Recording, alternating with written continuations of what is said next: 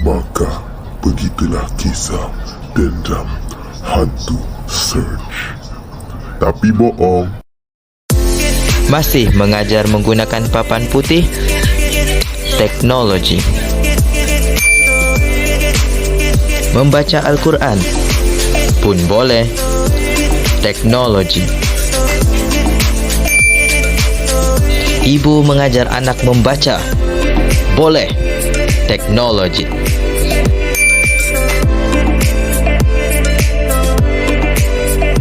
Apa-apa, semua boleh. Teknologi.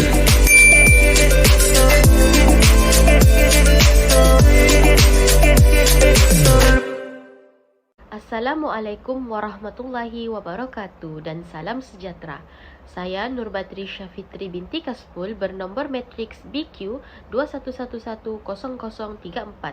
Kami daripada kumpulan 5 akan membentangkan tentang perkembangan teknologi dalam memajukan pendidikan agama Islam sekolah-sekolah di Malaysia. Apakah yang dimaksudkan dengan teknologi?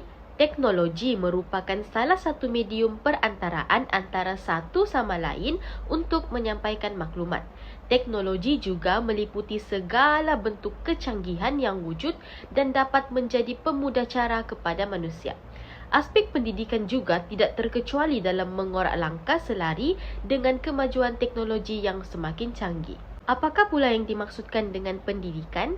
Pendidikan ialah proses pengajaran dan pembelajaran di mana proses tersebut dapat mengembangkan fizikal, intelek, sosial dan emosi seseorang individu supaya dapat menambah kemahiran, kebolehan, pengetahuan dan pengalaman dalam kehidupan. Manakala pendidikan Islam pula ialah proses membina individu dan masyarakat berdasarkan paksi Islam sama ada dalam aspek pegangan, pemikiran maupun perbuatan. Kementerian Pendidikan Malaysia telah menyelaraskan sistem pendidikan kebangsaan kepada beberapa peringkat iaitu pendidikan prasekolah sebagai contoh tadika atau tabika, pendidikan rendah sebagai contoh sekolah rendah kebangsaan, pendidikan menengah, sekolah menengah kebangsaan ataupun sekolah menengah kebangsaan agama dan pendidikan lepas menengah iaitu IPTA ataupun IPTS. Terdapat banyak medium pembelajaran yang digunakan dalam pembelajaran dan pengajaran masa kini sebagai contoh YouTube, Facebook, Google Meet, Telegram dan Webex.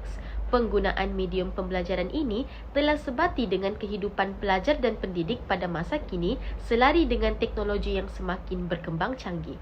Sekian, terima kasih.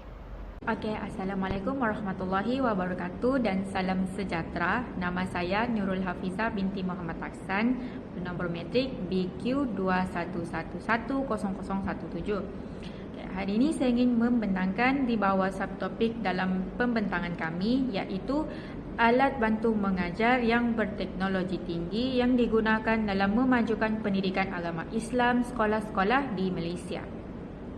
Dalam subtopik ini saya ingin membincangkan 3 alat teknologi, alat bantu mengajar yang berteknologi tinggi. Yang pertama, komputer riba, yang kedua, projektor dan yang ketiga, telefon pintar. Menurut Muhammad Kamal dan ISTSC IUM pada tahun 2012 yang mana perubahan pesat dalam penggunaan multimedia di era pendidikan di Malaysia ini telah mengambil pendekatan dalam pelaksanaan proses pembelajaran pendidikan Islam khususnya yang mana ia perlu disesuaikan dengan perubahan tersebut. Beliau juga berpendapat proses pembelajaran dan pengajaran antara guru dengan murid itu perlu menggunakan multimedia dalam pendidikan yang mana ianya menggabungkan teks, kesan bunyi, vokal, muzik, animasi, video beserta dengan perisian komputer dan dalam masa yang sama penggunaan ini sangat interaktif untuk murid menarik perhatian mereka dalam memahami pembelajaran dalam pendidikan Islam khususnya.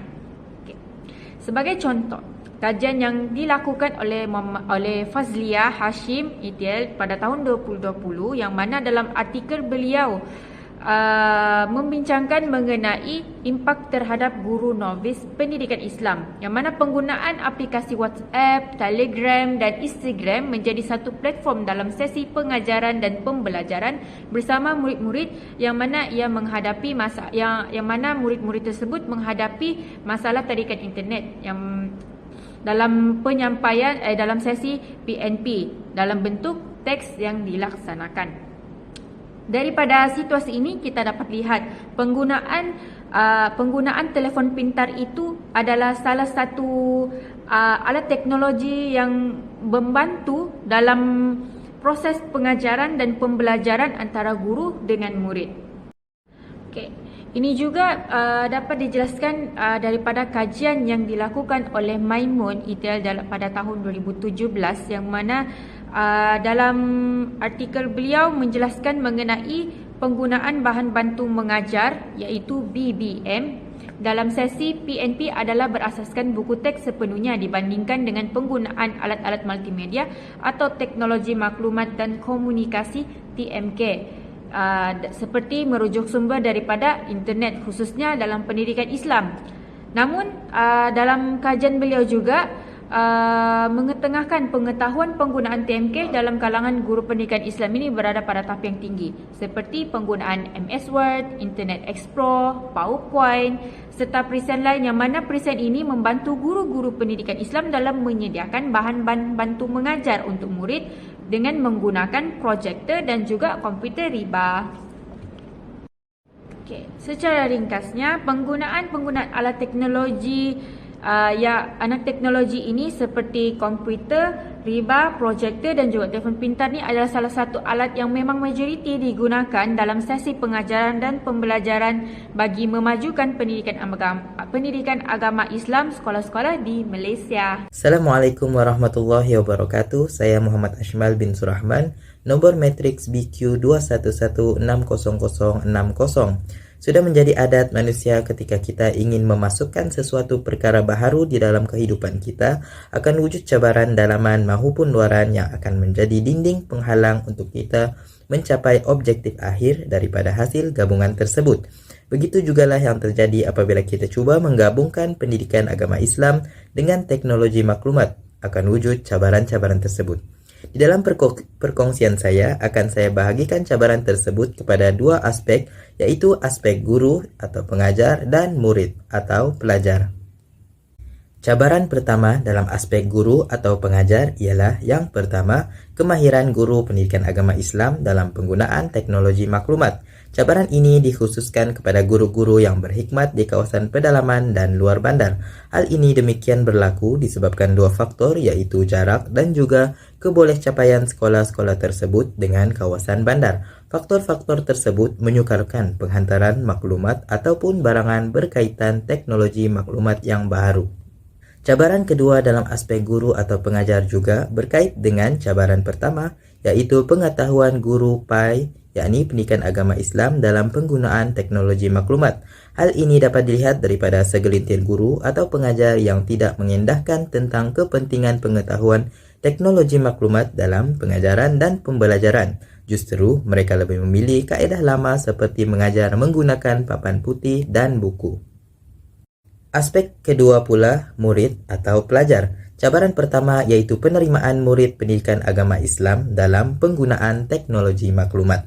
Hal ini boleh dilihat melalui generasi kini yang mana mereka menggunakan teknologi lebih kepada hiburan dan sedikit atau tiada langsung kepada pelajaran khususnya pendidikan agama Islam.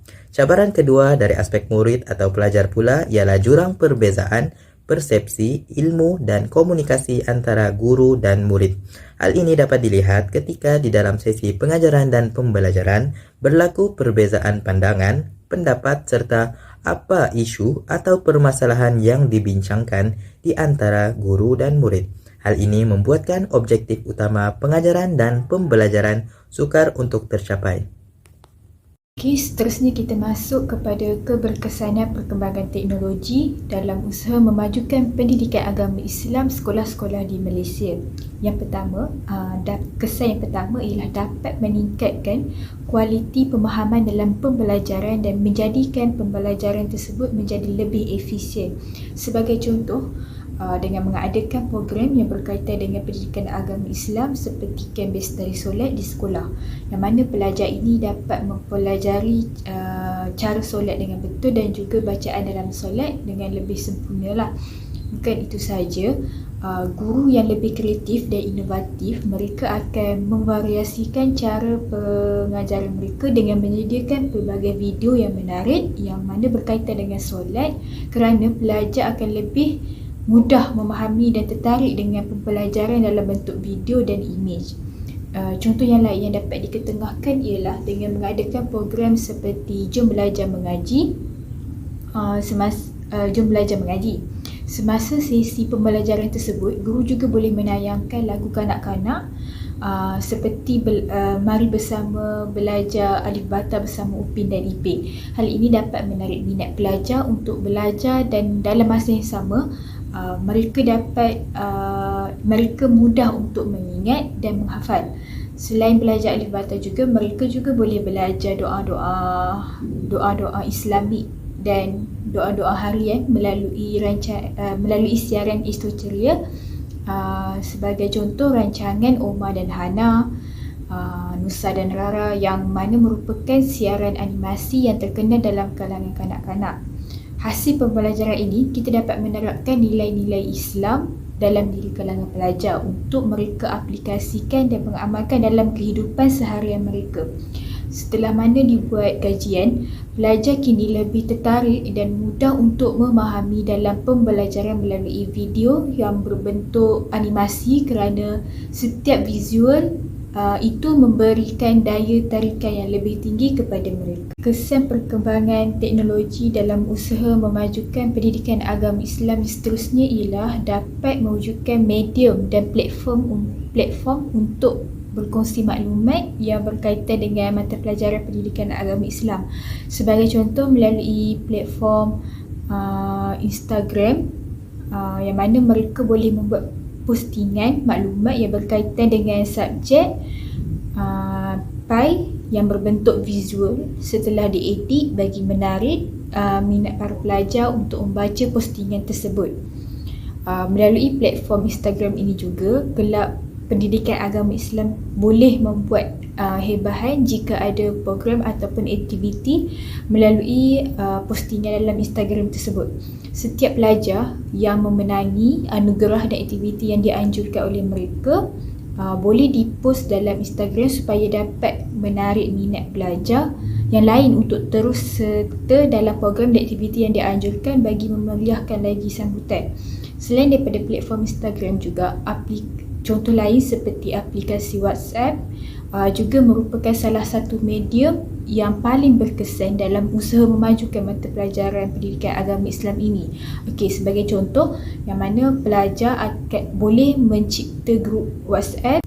Setelah meneroka dalam pelbagai aspek yang dibincangkan di atas sebentar tadi, kesan perkembangan teknologi pada era globalisasi kini sangat membantu dalam memajukan mata pelajaran pendidikan agama Islam dan juga menjadi salah satu mata pelajaran yang mudah untuk pelajar skor dan target bagi meningkatkan pointer mata pelajaran pendidikan agama Islam tersebut.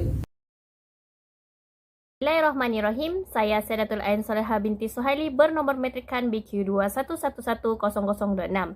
Saya akan menerangkan tentang keberkesanan yang seterusnya, iaitu melahirkan pelajar Malaysia yang kompeten, berfikir secara kritis dan kreatif dalam subjek pendidikan agama Islam. Kompeten adalah berkaitan dengan kemahiran seseorang. Seseorang yang kompeten adalah seseorang yang berusaha mempraktikkan kemahiran yang ada pada dirinya untuk menghasilkan sesuatu. Teknologi dapat melahirkan pelajar Malaysia yang kompeten kerana teknologi mempunyai capaian maklumat yang meluas. Dengan teknologi, pelajar Malaysia dapat memperolehi maklumat-maklumat dan data daripada internet dan teknologi kerana ianya membuka ruang pengaksesan maklumat secara menyeluruh dan mendalam. Daripada itu juga kita tahu teknologi ini mempunyai bentuk-bentuk tersendiri. Antaranya ialah teknologi yang berbentuk grafik dan visual. Hal ini akan merangsang corak pemikiran murid melalui visual dan grafik tersebut. Seperti yang kita dapat lihat pada era ini, para pelajar menyelesaikan soalan-soalan kebat dalam PEDP pembelajaran di kelas dengan bantuan teknologi yang dapat meningkatkan keupayaan menyelesaikan masalah dan soalan dan mampu berdaya saing. Seterusnya kita beralih kepada keberkesanan yang keempat, iaitu membentuk sistem pembelajaran pendidikan agama Islam menjadi lebih kreatif, inovatif dan menarik. Kita berbalik kepada sistem pembelajaran dan pengajaran zaman dahulu, mereka lebih memfokuskan dan terikat dengan buku teks yang dipenuhi dengan penulisan tanpa apa-apa grafik yang dapat menarik perhatian para pelajar. Dengan adanya kewujudan teknologi maklumat revolusi 4.0, sistem pembelajaran menjadi lebih pelbagai, menarik dan mampu menarik perhatian para pelajar. Sebagai contoh, dalam satu PEDP tersebut menggunakan LCD, slide, PowerPoint yang berbeza dengan dahulu yang hanya menggunakan penulisan sepenuhnya dalam buku teks. Tersebut dapat merangsang corak pemikiran para pelajar untuk menjadi lebih kreatif, inovatif dan menarik dengan adanya pembentukan sistem pembelajaran yang lebih menarik. Melalui kajian psikologi pendidikan murid oleh UPSI 2014, nilai kognitif dan daya fikiran manusia dapat ditingkatkan apabila model pembelajaran teknologi maklumat mampu menarik minat dan perhatian para pelajar. Gambar di bawah menunjukkan satu inovasi PEDP pengajian agama Islam berkaitan dengan jemaah solat. Dalam inovasi tersebut, ianya mengandungi konsep kekreativitian subjek pendidikan agama Islam dengan perkembangan teknologi dalam sistem pendidikan. Yang kita lihat, para pelajar memerlukan teknologi mereka sendiri iaitu telefon untuk mengscan QR yang mengandungi panduan dan kuis yang berkaitan dengan solat jemaah dalam subjek pendidikan agama Islam.